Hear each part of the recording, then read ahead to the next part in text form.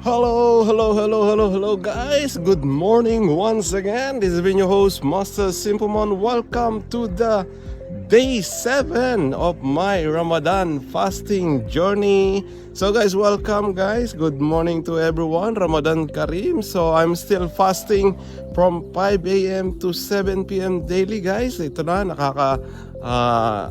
pitong araw na ako. It's my 7th day of doing the fasting. So ngayong araw ay February 24, 2026, 5:30 a.m. in the morning. Papasok ako sa work. At kung mapapansin nyo guys, sobrang mafag na dito. Ayan, sa aking area, kaya sobrang dilim. Ayan, masyado na siyang mafag. At ibig sabihin yan, magtatapos na ang winter at summer is coming. So yan ito, sobrang mafag, hindi mo makita, zero visibility. So yan, so kaya ingat-ingat tayo sa pagdadrive. So yan, papunta ako ngayon ng antayan ng bus sa bus stop. Papasok na naman sa aking work. Today is another working day. So see you guys later, mamaya dun sa antayan ng bus. See you guys, bye bye. So hello guys. Ayan, nagbabalik tayo agad. Wala pang bus, hindi natin makita yung bus. So magbablog muna ulit tayo. Welcome back guys. This has been your host, Master Simplemon. Welcome to the day 7 of my Ramadan fasting journey. So guys, ngayon ay sobrang mafag.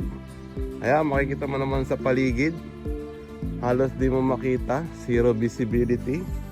Ayan, sa buong paligid yan, kahit sa mo tingnan, sobrang mafag, talagang full fog. So guys, welcome once again.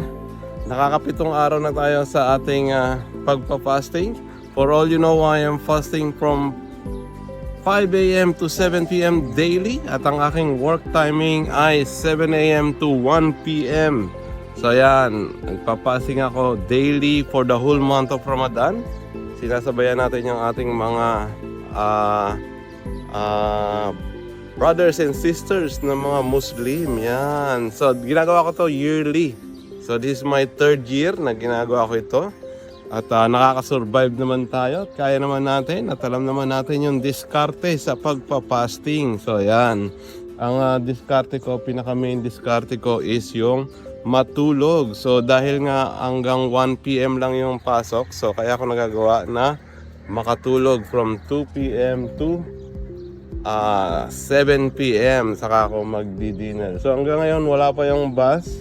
Medyo na late yata siya ngayon. At medyo konti pa lang naman yung tao, or hindi ko lang makita. So sa banda doon, andun yung antayan ng bus. Yan, doon tayo mag-aantay, sasakay ng bus kasi doon dumadaan yung bus. So makita naman marami ng tao doon. So ayan, wala pa masyadong tao dahil siguro, ewan ko, masyadong malamig ngayong araw. So put natin yung ating hood. Ayan. So guys, kaya ako ginagawa itong pagpapasting is for my health also. Gusto ko maging more healthy than before. Yan. Kasi marami akong mga kinakain na hindi magaganda at bawal. So yan, gusto ko ma-restart yung aking body system. Yon, mawala at mabawasan yung mga hindi magandang na ipasok ko sa aking katawan at ma-restart siya. Ma-reset, maging empty ulit.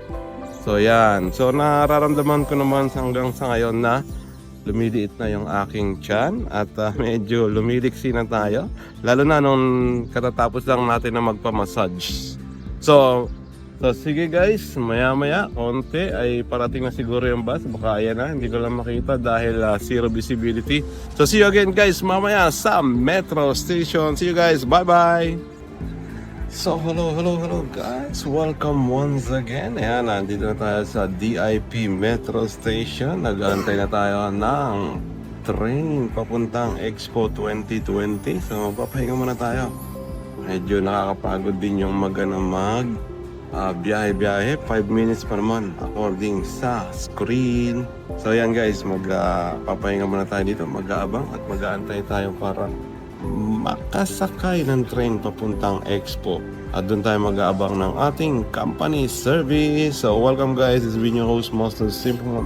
Welcome to the day 7 of my Ramadan fasting journey. So ngayon nga ay February 24, 2026. It's my 7th day of fasting.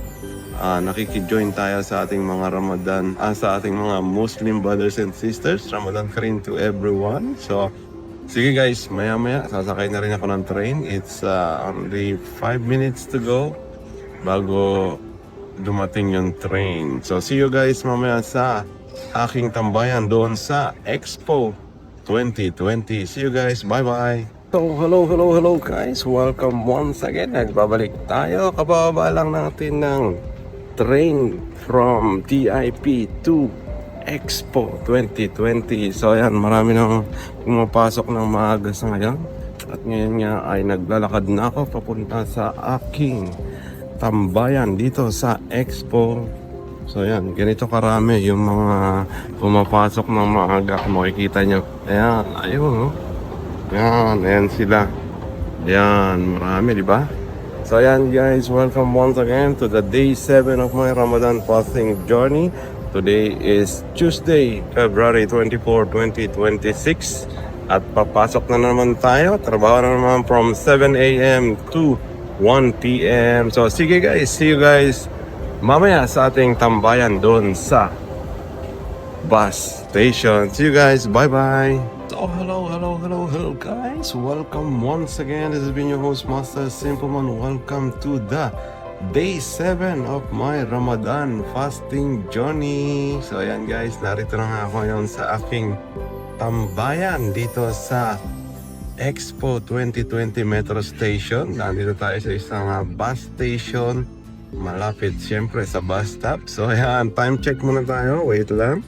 Time check, pindutin natin. Time check is 6:17. So sobrang aga na naman natin. Aga tayo ng around 23 minutes kasi 6:40 yung darating yung company service para sunduin tayo at ihatid sa ating project site kung saan tayo magtatrabaho. By the way guys, for all you know, I am fasting from 5 a.m. to 7 p.m. daily for the whole month of Ramadan. Ayan, nakakaya natin mag-fasting dahil nagawa na natin ito for the past 3 years. Ayan, this is my 3rd year na ginagawa ko itong fasting journey ko every Ramadan. So ayan, sumasabay tayo sa ating mga Muslim brothers and sisters sa pagpa-fasting. Hindi po ako umiinom ng tubig at hindi rin ako kumakain yan from 5 a.m. to 7 p.m. Hello guys, welcome once again. This has been your host Master Simpleman. Welcome sa Day 7 ng aking Ramadan fasting journey. Welcome at today is February 24, 2026. So yan guys, kakauwi ko lang galing sa work. Kakahatid lang sa akin ng aming company service dito sa aking area.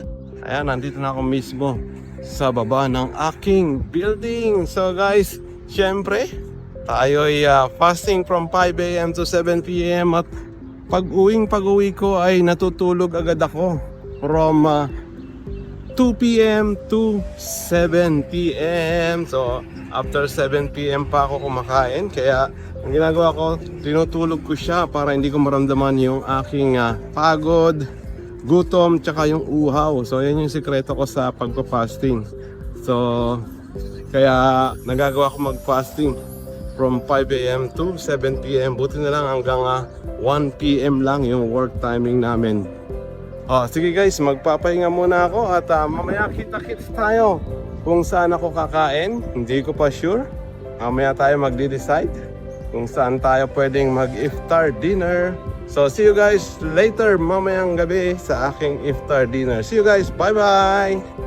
Hello guys, welcome once again. This has been your host Master Simpleman. Good evening everyone and Ramadan Kareem. So welcome guys, this has been your host Master Simpleman. Welcome to the Day 7 of my Ramadan fasting journey. So ayan guys, katatapos ko lang maligo at maglinis at mag-ayos, pero hindi tayo lalabas. So ayan guys, at tayo ay magdi-dinner na lang dito sa aking kwarto. So ayan, ang aking dinner sa ngayon, ang ating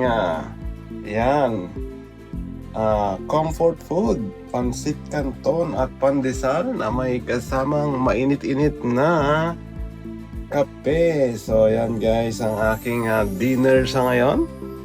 Dahil marami pa akong pagkain na hindi nakakain, para hindi siya masayang at hindi naman tayo magtapon ng pagkain, kaya inuubos natin yung mga ating old stocks. So yan, hindi muna tayo lalabas, hindi muna tayo kakain sa restaurant.